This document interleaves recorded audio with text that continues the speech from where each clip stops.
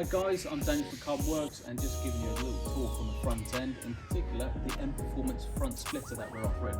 So this is a 3-part piece.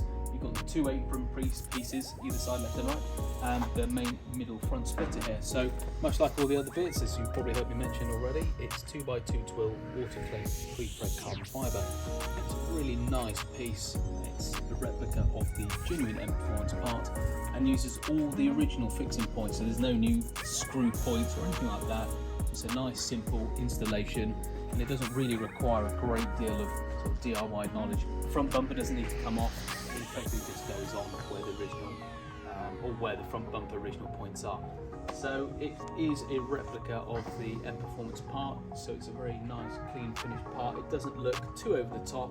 This is the sort of thing that I'd recommend for people who may be going over speed bumps quite often, or like this car, it's actually lowered, so you have a lot less road clearance. So there might be some other chunky versions out there, but this one is the most forgiving. So yeah, really nice part, finishes the car with the rest of the M Performance kit, and hope you enjoy the video and the part.